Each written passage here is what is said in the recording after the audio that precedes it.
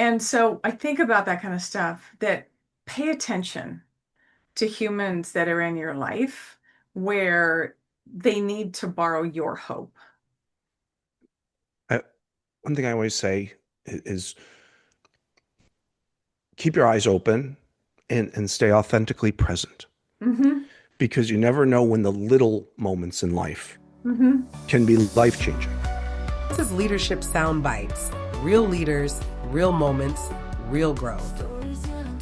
Okay, so welcome to this week's episode of Leadership Soundbites with my super special guest, Jeff Smith and Meredith Mangold, right? Is that Yep. Meredith's last name? I had to remember. She's the one that connected us, and I so appreciate it. So we're both part of Common Grounds community. And so in that, I'm like, I'm looking for amazing humans that can be on the podcast. And she goes, I know people. And so Jeff, you're one of those people. And so you have a really cool freaking background. I know a bulk of it lately has been in the healthcare space, and lately, I mean 10 plus years, whatever that looks like. I love the way you described yourself. You're in human capital management, employee engagement, and this last part that I really loved was you're a human experience person, and my brain went to you're a human experience human. And I love that idea because I think there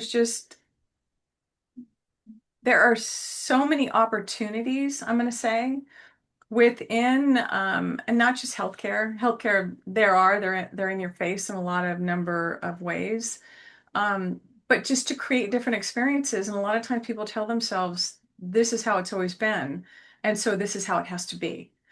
And I love the fact that you call BS on that and you're exposing people to a different way. So you have a quote for us, and I would love if you can share that and we can kick off the conversation.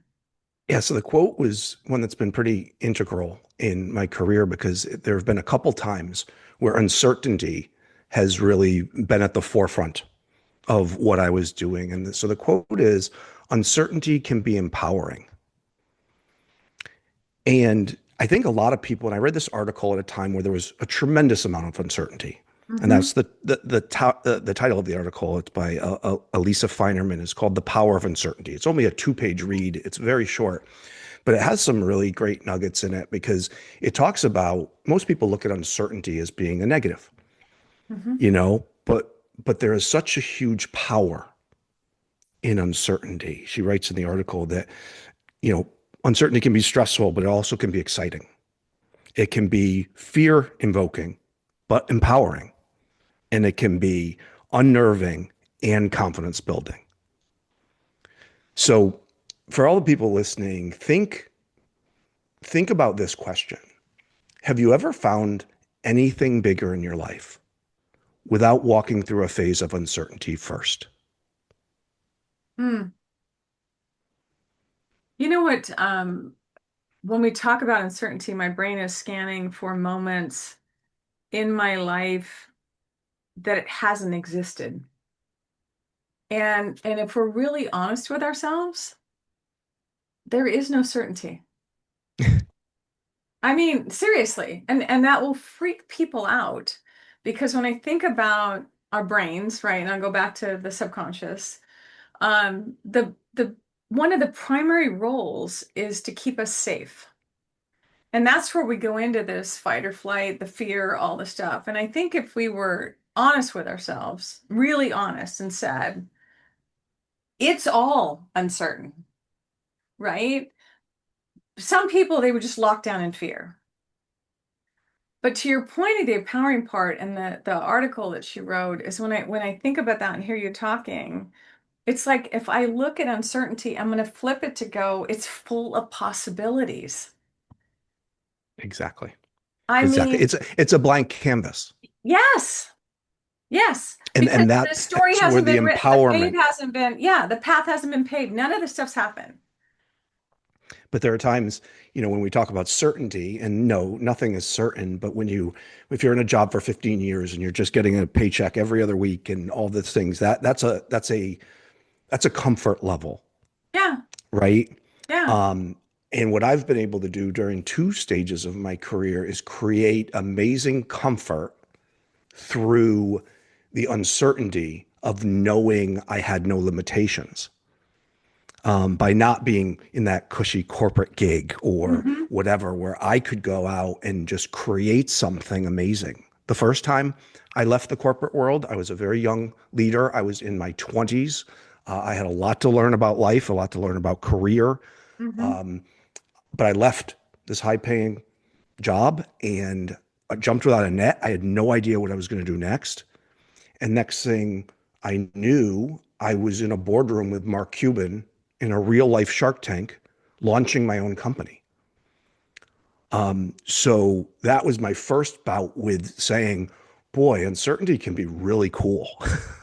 Well, and so Because you I can do wonder anything. too. I wonder too because it is harder. And I found myself in this headspace. It's harder to step away from the routine of our life, right? Because that's what you're talking about. Is I go to the work and I get this paycheck and and I think more instead of certainty, it's consistency, right? Because it's just we put the same tape in, and it's one of Yeah. those things. It's like, here I go, I'm going to work, and Sunday I get ready for work, and Monday through Friday I go to work, and whatever the thing is. And it's harder the further on we get because when I look back at my career at Sutter Health, I was less likely to step away. And I had judgment of some people that did step away the longer I was there because my PTO was at a higher level, because I had da da da da, I mean, all the stuff. And in my brain, and I remember telling myself early at several points that I thought about what else is there, is that I'm going to be starting over. And starting over would be this fate worse than death kind of thing at a certain point in your career. And you flip that now and when I'm coaching leaders and I hear that they're talking about situations or they experimented with something or they hired somebody and it didn't work out and it's like, okay, back to the drawing board and I'm starting over. And I'm like, but you're really not starting over because you have knowledge to where, because starting over to me is like I'm going back to the beginning, square one. But we're not, because we have all this learning that we have. So now we're starting from a platform, right? But that was my evolution I had to go through. What was it for you that allowed you to go, I'm making really good money, something in me says there's more or something. I mean, what happened? Because you said you did it a few times in your life. Yeah. Well, the first time taught me that betting on yourself and when you know you're not in the right place, don't just stay to stay, right? So I've learned very early on in my career that whenever I've made a breakthrough, whether it's in purpose, whether it's in my why, whether it's in my career, it was always preceded by a phase of uncertainty.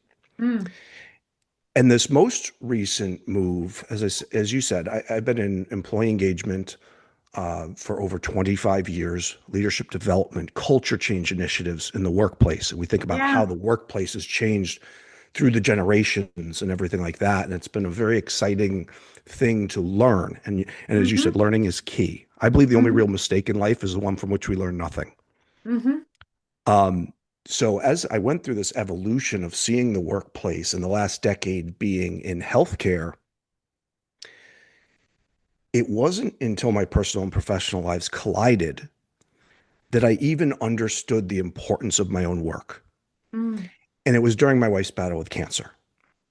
I got to see firsthand her hang on every word and instruction of the nurse that made her laugh, and mm, coincidentally tune out the physician that had his head buried in his computer and wouldn't even make eye contact. hmm. I saw the impact of an environmental services person who always called us by first name. Mm, I saw the social worker working with the nurse leader, working with the doctor, and all of these amazing experiences. And I saw how the dynamic teams in healthcare that don't tree up to a traditional org chart, Mm-mm. I've always worked with in HR, um, and how every touch point at a healthcare system has the opportunity to create an extraordinary human experience Mhm. or not so much. But Mhm. there was one day in particular where my career kind of came to a head. And as you said, how do you make that decision? Mhm. I had this high paying, cushy corporate job. I was truly about 5 years away from early retirement if I Mhm. just wanted to stick it out. And I was doing an all day workshop around leadership development and employee engagement at a 27,000 plus employee health system in my backyard here in Connecticut, one of the best academic health systems in the world. And we were bringing in different parts of the organization throughout the day: OD and LD for 90 minutes, C level for 90 minutes, nurse leadership. And we got halfway through the workshop and broke for lunch. And coincidentally, both fortunately and unfortunately, my wife was 800 yards away from the CHRO's boardroom Mm. being prepped for a bone marrow transplant. I say fortunately because we have that amazing system in our backyard. Unfortunately, obviously, she's battling cancer. Mhm. Um, so when we broke for lunch, I walked across the street. I walked into my wife's room. Her nurse had her arm around her, and my wife was crying. And I ran over and I just said, "Why are you crying?" And she said, "Because Gloria didn't bring me my lunch today. Gloria sings to me when she brings me my lunch." Mm. And it was just this really powerful moment because here I am with whiteboards and PowerPoints talking to the CEO of a 27,000 plus employee health system around how employee engagement impacts patient outcomes. And simultaneously, a food service employee is impacting my wife's mood as she fights for her life. Mhm. And it just really, I sat back and just saw the impact of that moment in my mind Yeah. and took me back to the second half of the workshop. And we got into the next session, and there were actually a couple of detractors from the health system pushing back on me and saying, "Jeff, I understand we can do this stuff maybe with our nurses, but I'm not sure how we scale it across the organization." And I just Yeah. raised my hand and I said, "Can I tell everyone a story? It's like 45 minutes old." And the tenor of the meeting changed. Mhm. It changed from whiteboards and PowerPoints to true human connection, Mhm. and how every single touch point at a 27,000 employee health system has the opportunity Mhm. to create extraordinary human experience or not so much, right? Mhm. And I left that day pretty fired up. And the only thing going through my head was, I need more of this. Mm. I need more days like this. I need more days where I believe I'm making a true impact, not on only on those that provide the care as employees, but that receive the care, Mhm. like my wife. If I can engage more food service employees and things along those lines, we're impacting patient outcomes. Mhm. So I really started down a journey of taking a step back and saying, how much of my job impacts patient outcomes? Mm. As I was thinking about that, I received a call on my cell phone one day from a health system in New Hampshire that was having a payroll problem. Oh. And my heart just sunk and was like, you know what? Payroll is not helping patient outcomes. Tax compliance is not helping patient outcomes, is not impacting patient outcomes. And I started down a path of analyzing how much of my job was impacting those that both provide and receive care, and how Mhm. much was administrative in nature. Mhm. And I woke up one morning and decided it wasn't enough. Wow. So here I'm in this place. I'm in this very purposeful part of my career, the latter stages of my career. Mhm. And I just woke up one morning and resigned. I truly had no idea what I was doing next because I only knew of one company that specifically did employee engagement just for healthcare.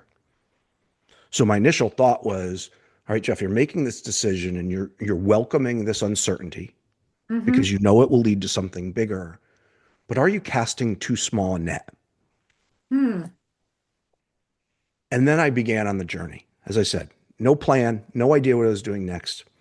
What I started, and this is where I met Meredith that introduced us, I started down a path of just introducing myself, telling my story, and collaborating with some of the world's leading innovators in frontline healthcare worker well-being and mental health, nurse and clinician burnout, caregiver engagement, patient experience. I've had the privilege to work on numerous collaborations. I helped design a model of love and compassion that can be delivered to a healthcare system as systematic change. Mm-hmm. I've helped more than 15 nurse and clinician and healthcare innovator entrepreneurs, because of my background in entrepreneurship, Mm-hmm. help them launch meaningful, purposeful products to solve problems for the front lines, by the front lines, help Mm-hmm. take their wonderful idea and introduce it to, and you referenced this earlier, to a healthcare industry. It doesn't act really like change all that much. If it's No, not the way no. I deal with entrepreneurs or doctors and nurses and just healthcare innovators, and they're like, Jeff, I don't get it. Why does healthcare administration not see the impact of these things can have? Because it's not the way we've always done it.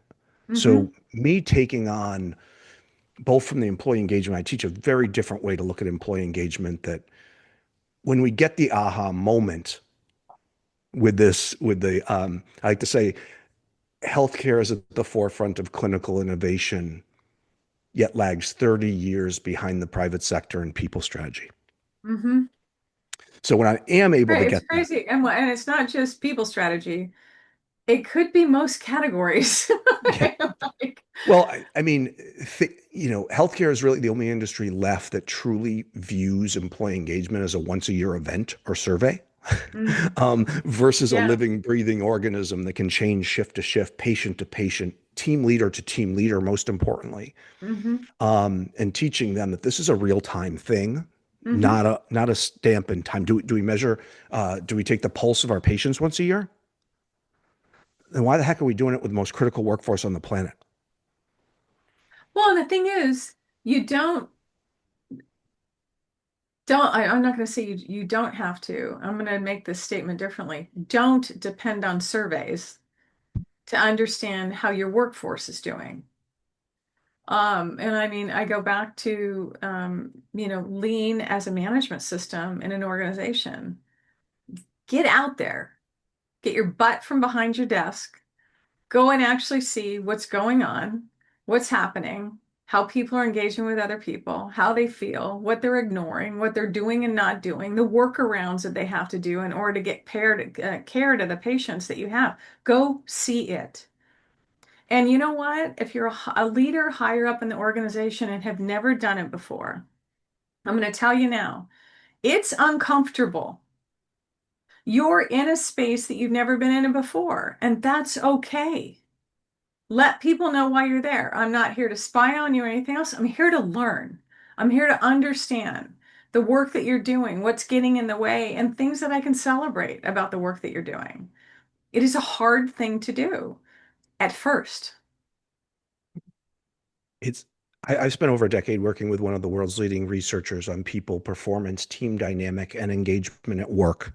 Hmm. Multiple-time author. He's the original author of the book Strength Finders. He's still since built a better model for engagement. But one thing I he did says go to is, check that out. What is it called okay, again? Go stand out, stand stand out. out. It's Marcus They Buckingham, right? don't have individual surveys anymore because I think ADP bought them out. ADP did buy him out. That's well Yeah, known. and so now you can't get individual certification. You've got to go to the ADP Oh, platform. really? I digress, but I did Okay. go look that out and I'm Okay. like, damn. And what he found was the number one factor in employee engagement was attention from the team leader. Do Mm. people feel seen, heard, valued? Like you mentioned, get out Hmm. there, figure out what people, I mean, but there is ways to do it via surveys or pulses by asking the right questions. Because by the way, a nurse leader that has a 90 to 1 Oh yeah, yeah. span of control. On Yeah. average. And then it can go up to like I had one that's 108, 110. I'm like, you're not So, going to have one-on-ones, so we, not with so any how, regular cadence. So how do we, so we can do it. And the good news is the younger generation of nurses, the ones we're really trying to get our arms around to retain, because we don't have a nursing Mhm. shortage problem, by the way. We have a retention problem. Yeah. Half of nurse graduates, nursing school graduates are leaving the bedside within 2 years of graduation. So that's not a Mm. shortage. That's a retention problem. The good news is with the younger generations, technology can be used so that they can feel seen, heard, Mm-hmm. valued, so that you can check in Mm-hmm. with your leader, even though, how do we turn this span of control into a span of attention? Mm-hmm. Oh, And I that's like that. difficult. I And like and that. that's where we change the game. And that's why I teach something very different on engagement. But in this journey, it was really interesting. Like you said, how did you look at this? And how did I remember Yeah. my first year anniversary after leaving that corporate gig Yeah. was the first day I took a step back and said, "Oh no, what did I do?"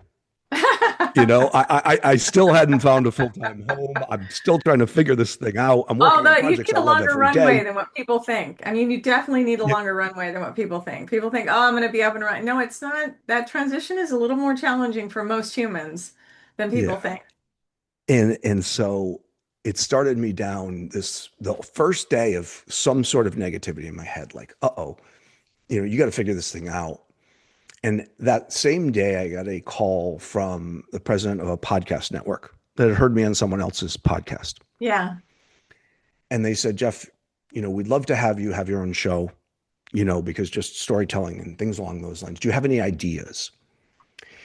And it hit me because there was a second where I said, did I just waste a year?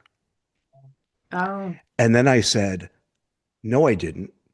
Because think of all of these amazing people I've met in this year of exploration, of trying to innovate an industry that doesn't want to be innovated, that's just happy the way it is. Because the people at the top are making money. Hell with patients and caregivers.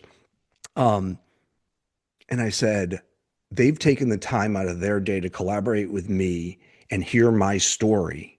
Mm-hmm. This is my opportunity to tell theirs. Mm-hmm. And the name of my podcast is Moments of Experience. It's Mo Dash Ments because it is named after my 15 and a half year beagle, Mo, I love it. um, who during a very difficult time in our lives, filled with tragic loss and life threatening family illness, a colleague of mine, Panta Vahidi, she's one of the world's leading educators on compassion. She's an Mm-hmm. amazing human being. She says, Jeff, sometimes we have to borrow hope from somebody else Mm-hmm. until we have the strength to find it for ourselves. Mm-hmm. And at one point, my wife had no hope. I had no hope. Mm-hmm. And Mo was actually the one that got us back to fighting through love, compassion, just the absolutely selflessness of what he did for us. So it's moments of experience. And what it is I bring on world's leading innovators on all Can those. I pause a minute? Yeah. I just because I wrote this down, it's like sometimes we have to borrow hope until we have the strength to get hope of our own. Um, that's very profound. And and I say that it makes me pause because I encourage people to look around for people who need that, to borrow it from you. Because we can do so much for people that we think, that don't see the hope, that have kind of given up at some level. It's like, okay, let me just go under. I mean, I don't have the strength to fight this anymore, whatever this is, right? And I remember when I was pregnant with my son, I was playing in the ocean, and I was pretty far along, and we were in the ocean, and then the tide changed. So before then, I was fighting to get back out, right? To go out further out. And then the tide changed. And then I was fighting to get back in.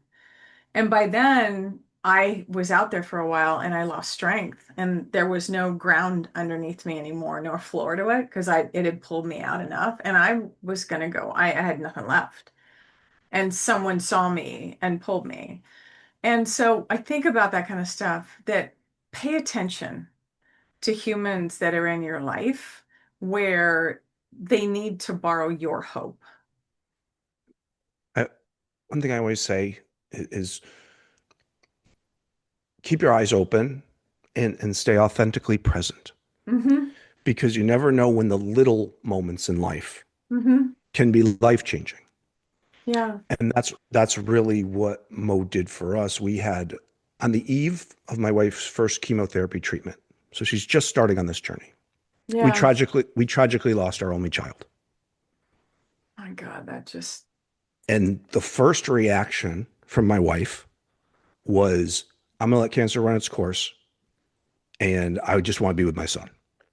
wow. And by the way, I didn't have a great answer for that. No, no, because you're I right there with her in the grieving thing. I And I'm like, I, I got nothing better I really other didn't than have, you've got to fight, but I don't know how to convince you of that. yeah. And Mo would not leave her side when she was crying, Hmm. which was 20 hours a day. The only time she Yeah. wasn't crying was when she just passed out from exhaustion. Yeah. Every tear was licked off her face one at a time, Wow. and they would sit back down.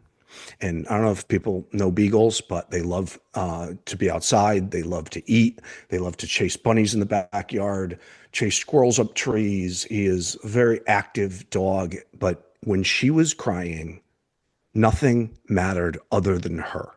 Wow. Whether it was 2 hours past dinner time, whether he had to go to the bathroom, Yeah. if she was crying, he was there. Wow. And then the second she stopped crying and went to sleep and passed out, um, he would look at me and he would jump up and he would jump off the bed and he goes, "Let's go. I got to eat. I got to go out." I gotta do all the stuff that Yeah. dogs do. And the first night she went to sleep bald, after losing her, she has hair down to her Yeah. waist. Wow. The first night she went to sleep bald from losing it to cancer. When she fell asleep, he put his head on top of hers as if to say, "I'll keep you warm." Wow. And that was what started the hope. Yeah. We borrowed it from him because he was so Yeah. selfless, because he, just wanted her to be okay. And that's where we began to start fighting. So that's why the podcast is named after him. Yeah. Because he just gave us, we talk about four different kinds of moments on the show. Yeah. Moments of employee experience, which is my work. Yeah. Moments in patient experience, moments in caregiver experience. And Hmm. the fourth we touched on at the beginning, moments of human experience. Yeah. And those are the people of experts in those four kinds of experiences that I bring on, to tell about the moments in their life, both Yeah. big and small, that shaped them, moved them, and inspired them to pursue purposeful outcomes in healthcare, but just in life. Hmm. And some of the stories are just so inspiring, that it's actually my absolute pleasure to share all of these amazing innovators that are truly trying to change an industry that doesn't want to be changed, Yeah. and the stories of not just connection to purpose, because anyone that gets into healthcare is a purposeful person, Yeah. but most of the moments shared are the moments of reconnection to purpose Mm. after the healthcare systems and industry ripped it out of them, ripped Hmm. out that original purpose of why they got Hmm. into caregiving.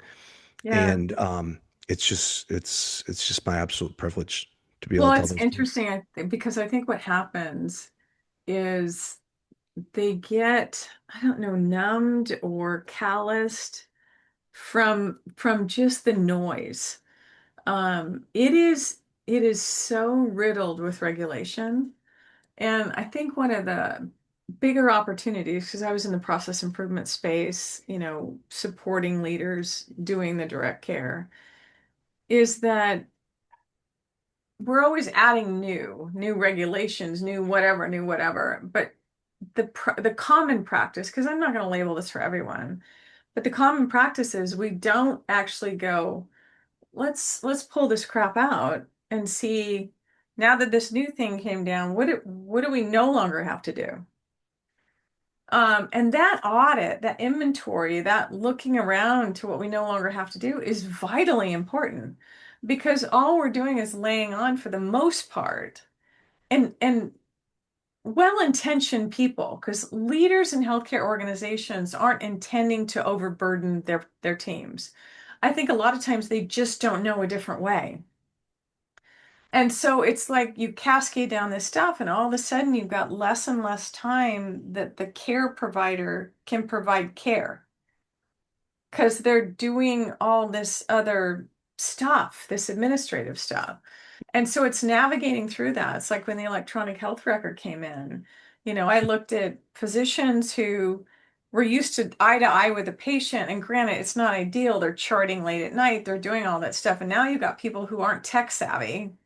A good percentage of the population, when we went to electronic health record, wasn't tech savvy. And now they're expected to type in when they're seeing a patient and update charts, navigate through. It's like, and administration would go, no, we're not getting you scribes. Are you nuts? I mean, yeah, not every leader, not every physician needed a scribe. I mean, if you're used to technology and you're tech savvy and you went through, residency with an iPad and the rest system, no, you don't need one. But if you like at the tail end of your career, hello, are you doing this? On a keyboard? They're not trading in their notepad for an iPad. I was No, I was there when EHRs were introduced. so was I. There were a lot of baby boomer doctors that just said enough's enough. I'm retiring. Exactly. Which is a And shame. yeah, Which is a shame. So some of them had scribes, people, went that way, and then they're like, oh, it's rework. And it's like, okay, not everyone needs a scribe. However, when you have a physician that is not tech savvy, don't make everyone go through that pain or force their hand. well, I think you touched on when we talk about healthcare administration and the clinical side of the house. Hmm. There's a One of the biggest problems in healthcare is lack of trust between those two sides, Not the so much. administrative and the clinical. Yes. But as you also said, it's not always sinister. And I'll give It you is rare. It is rarely sinister. I'm going to say that. it, Um, yeah, in the it's. fact that I'll give you an example. So I am at a 20,000 employee health system Hmm. working with their senior leadership team to get a nurse engagement program over the line. Hmm. Okay, we're just at the final stages. Everything, we sit down in the boardroom and I look across at the CEO, the CHRO, the CFO, and I look at the administrator to the CEO, and I just looked at her. I say, "Where are the nurses?" Mm. And the answer I got back was a very quick and direct. They weren't invited. Huh. And I ended the meeting, much to the chagrin of my colleagues that flew Oh, across the I'm country for this sure. I'm meeting. sure. They were not happy with me at all. No. But the point is just say this out loud. Healthcare administration, it might be because they're trying to save their caregivers time. It might be because they don't want to pull them out, of the front lines. So it might be well intentioned. Hmm. But say this out loud. Healthcare is not involving the people with the problems in the problem solving. Well, there are a lot of organizations in healthcare that's true. And I'll pause you a minute because I'm also faculty for Catalysis, and Catalysis is an organization of healthcare organizations on their lean journey, which is about solving the problem where the information is, which is about pulling people into the room, which is about, if you're a nurse on the front line, we're not going to cascade standard work down to you. You're going to be in the room to develop standard work. Because otherwise you end up I'm going to just say well-intentioned leaders. Well-intentioned leaders that go and go, well, here's the new standard work that you have, and you've involved no one in the process that does that job. You're guaranteed workarounds. Guaranteed. Yeah. Oh, yeah. And the majority of that time, people don't understand this is our policy. Okay, when Joint Commission comes and this is your process and how you do it, and we're going to go observe it, it's not going to line up Yeah. because people on the front lines are fantastic at workarounds. They're going to Because they make have to sure be. they're going to make sure that the job gets done. Yep. So I think part of it too is they they don't think about it. But there, that being said, there's a lot of organizations. Intermountain Health is on their a lean improvement journey. You've Yep, got Stanford Children's. You've got plenty of organizations, because I was blessed to attend one of the LEI ones with a lot of healthcare people that are on their improvement journey that do involve frontline in absolutely. that. And I think there's a lesson to be learned in that. If you're not, you need to start. Right. Oh no, I have my list. I call them green lights. So I built a system 25 years ago, and in the first 20 to 30 minutes of any meeting with a decision maker in healthcare or any industry this applies to, Yes. I try to figure out, do they view their people as their greatest asset or their largest expense? Oh, yeah. And in 25 years of doing people programs, technology, consulting gigs, whatever the case may be, I have never deployed a successful project with anyone I deemed a red light after 15, 20 minutes. Mm, Anyone I deemed that viewed their people as a payroll expense. right. So there are tons of green lights out there. So I don't mean Yeah. to paint a broad brush. There's Hackensack Meridian. You mentioned Stanford.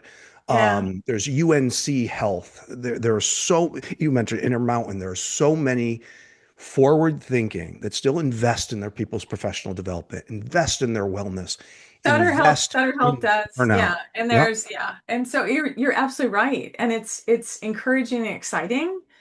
And so I think part of it too is to understand, acknowledge that if you're not doing it, that is part of a huge opportunity that you have to view it differently. So it's like, how do you know? And if you're telling yourself that they don't need to be there, stop lying to yourself. Yeah. Oh, and that's part of what I do with a lot of my healthcare health tech startups is how do we, because the clinical side of the house understands they need help. They need professional development. They They're need living it. wellness. They're living it. They need burnout prevention. Yeah. But you know what? The big learning and development budgets, the big people budgets are locked behind an iron door in HR. And how do we repair those bridges of mistrust from clinical to administration? And how do we connect the things that matter to administration to the things that matter to our caregivers? And that's one of the things So I part of help it these too is, companies and I do. think you said this when we chatted, because we did chat before another meeting, is we need to be able to quantify the impact of the investment. You've got to be able to calculate the ROI. And I'm sorry, people, if you sit there and go, that's all I care about is the ROI. No, it's critical information. They need to make decisions. And yes, it's not typical, whatever it is, but it can be done. Yes. And it can be done because the good news is I know the answers to the test. Yes. When people are invested in, I know the metrics will follow. And this is one thing I teach my health tech startup founders. So I'll give you a quick story on the system that cared for my wife. Hmm. During her journey, there was one floor where everything just felt different. I mentioned earlier the environmental service person called us by first name. Gloria sang to her when she brought her Yeah. lunch. The nurse leader was the most compassionate, wonderful person I've ever met. The social worker was a joy. Um, I go up one floor or down one floor, felt completely different. Hmm. Okay. So, one of the things I teach in employee engagement is I teach a bottom up versus top down approach. Hmm. How do we find our pockets of brilliance inside of our organization? How do we find where it's being done right, where there is extraordinary human experience? Hmm. Because when we find that, we also find where our best team leaders are. So when I had this experience, I walked into the CHRO's office at this health system because I did have that relationship with them. And I said, hey, I want you to do me a favor. I want you to pull employee experience scores and HCAPS, patient experience scores, Hmm. on this one floor. And he looked at me like I was crazy. He said, Jeff, that's not how we measure it. It's a top down metric. We don't measure it by floor or by team or by anything. I Oh, said, we listen, I need to need you. dissect this thing a little bit. I said, I need you to do me this favor. Please, just out of respect for everything I try to do for this health system and out of Ugh. respect for all the amazing people that have cared for my wife, please just pull those numbers for me. Now, it took him like 4 months, of course, but he called me like 3.5 months later and he said, Jeff, through the roof. I've never seen anything like it. How did you know? And I said, because I experienced it. Mm-hmm. And that led to me being able to actually get in that aha moment to teach that bottom up versus top down because we have nothing actionable when we measure something across 27,000 employees. Mm-mm. We have a No, bunch of data and we stare at it. And 7 months later, we do nothing. no, it's a bunch of averages. You Yeah, can't take action on you averages. can't take action. But if you do find where your pockets of brilliance are, Mm-hmm. you can, through a different lens, not every leader can lead the same way, or through a strengths based lens, you can then model Mm-hmm. those behaviors. Mm-hmm. Hey, this leader, the leader that has all these amazing metrics, that the good news is HCAPS, everyone cares about them because it's even tied to finances. So, Yeah, well, you there's know, definitely tied to finance. yeah. So that's the good news, like, because, clinical side cares about patient experience scores, but even the finance care too. So that's one of the metrics I try to use very often to tie Mm-hmm. to investments in people. Yeah. Because as I said, I know the answers to the test. If you invest in successful burnout prevention programs or wellness products or self-care, not pizza parties and all that stupid stuff, um, but real Say how you science, really feel, Jeff. Say how yeah, you really science, feel. science-based and research-based programs Mm-hmm. that just back up being more human. Mm-hmm. That's what I love. Well, and it's the thing is what you're talking about because I think of the one leader that I follow that she had the true blessing opportunity to she was a new clinical manager to open a floor, a unit. So it started out with 15 bed and it's in inpatient world for people who don't know. So it's a 15-bed unit. She got to hire everyone. So that rarely happens, by the way. Okay. And so the nurses that she hired, there's new grads. She had an attitude about perception about new grads. Other nurse leaders were like, no, we're not hiring new grads. They're too much work. And she's like, well, we can develop them. New grads, existing people. She had a different approach to hiring people on the team is that she would have other people on the team part of the interview panel. And so they ultimately made the final decision of who's going to be on their team. And so she told a story to me one time because it went from 15 beds, she opened up the nut to 30 beds. And I guess there was this newer employee that one of the other employees came and said she's having problems. She's not doing well. And my friend, she's a chief nurse officer now with an FQHC, but at the time she looked at her and she said, "So what do you plan on doing about it?" She's like, "What?" She had ownership. She's like, you hired her. You guys Yeah. picked her. So they rallied around and she made it. She made it past the stuff. She became a great nurse. But it's the thing is, when people have accountability, I think back to Cy Wakeman, she talks about if we only go after engagement without accountability, we can end up with entitlement. So what Tansy, the nurse leader I'm talking about, what she created was this organization of accountable leaders. They did process improvement when every other unit in the hospital said, we don't have time for that. They were engaged in it. They were ready for it. They didn't have any more time than anybody else, but it mattered to them. And so their scores and their results shot up so much. So the chief nurse officer of the system, 57,000 employees, noticed them. So came down to a 30 bed unit and Right. said, what are you doing? Exactly. Pockets of Because it brilliance. impacts leave of absences, it impacts turnover rate, it impacts patient satisfaction, physician satisfaction, employee satisfaction, how often these nurses get promoted, the bottom line of the financials of that particular unit, all the stuff. It's all connected. And you touched on something very much that I speak on very often, and that's the generational shift in the workforce. So, for example, my mom was an RN for 48 years. Oh, wow. Yeah. She went to nursing school at one hospital. She retired from that exact same hospital, Wow. 50 years later, Yeah. right? That is not the next generation No. of nurses or just the workforce in Of general. humans. Yeah. No. But when you talk to my mom as a millennial nurse leader, she didn't want to deal with, as a baby boomer, she didn't want to deal with the millennial nurses and things like that. And there's this perception that they're this or they're that. No, the difference is they're just different. Yeah. They have options. And so what I do a lot of speaking on is how do we knowledge transfer Mm-hmm. between generations that don't necessarily quote unquote get each other. Mm-hmm. And that's one of the biggest challenges in the nurse because the baby boomer nurses have already retired or are retiring very Mentally. shortly. Mentally, Yep. yeah. At the exact same time, that largest generation is going to need more care Mm-hmm. from our younger generation. So a Yeah. lot of the things I teach is how do we get that knowledge transfer? How do we get generations of the workforce that don't get each other to get each other? Well, that and to respect what they're coming to the table with. Yeah.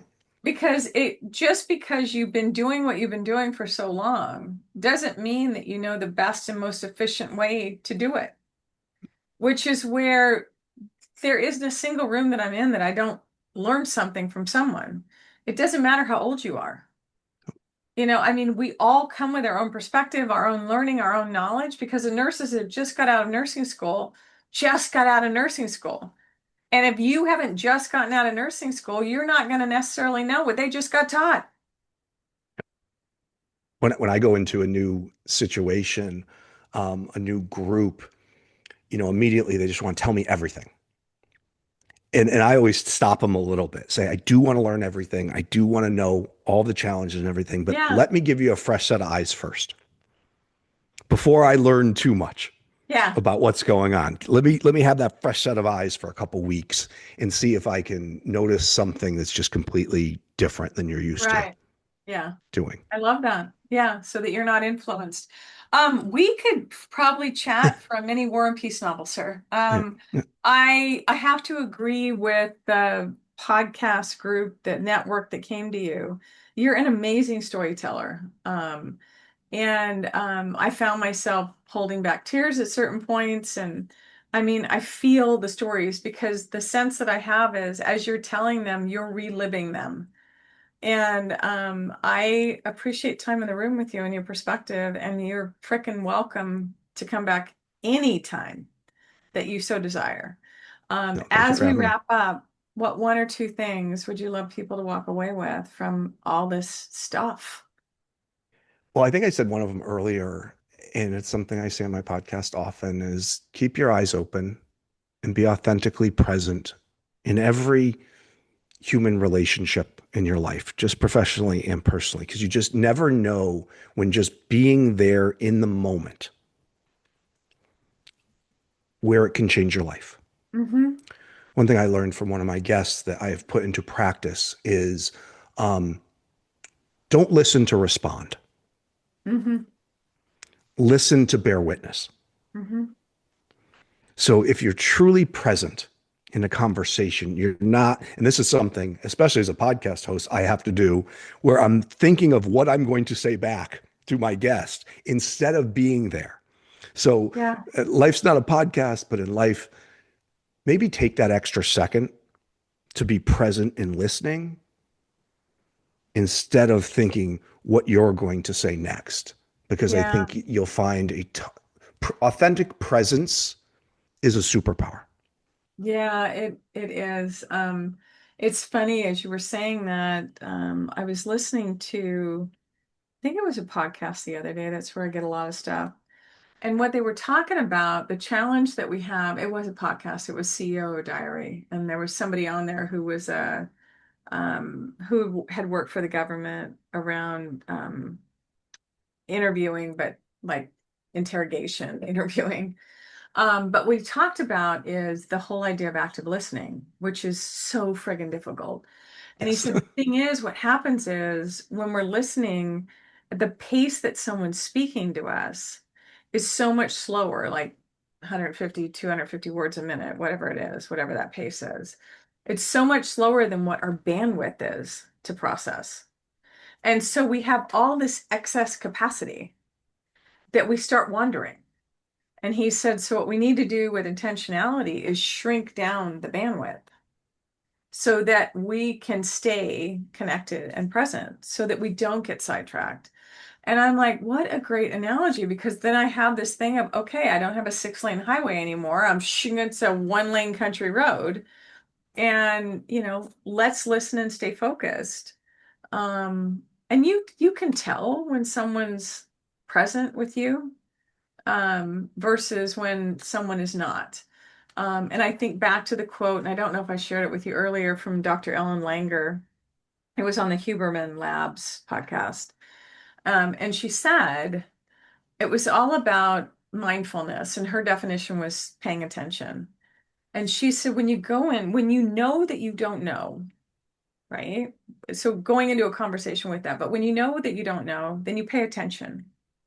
And when you pay attention, then you will see things that you otherwise may have been blind to. And so I encourage people, myself too, and I remind myself, know that you don't know. Because back to what you just said, every freaking thing, and certainty is empowering, every freaking thing that's going to happen from this moment forward, we don't know. We don't know. And we also don't know what's happening behind closed doors to the person we're listening to. I had an expert on trauma-informed listening Mm, on my show talking about, no biases, thinking, we don't know what they've been through. We don't know what's shaping their words. mm, Um, so being present and truly, as you said, being in the moment and listening to exactly what they're saying, not what you're hearing, mm, is truly mm. critical. Yeah. Thank you, thank you, thank you. Yeah. So this has been Leadership Soundbites with Michelle and Jeff. And until next time, please like, share, subscribe, and have a freaking awesome day.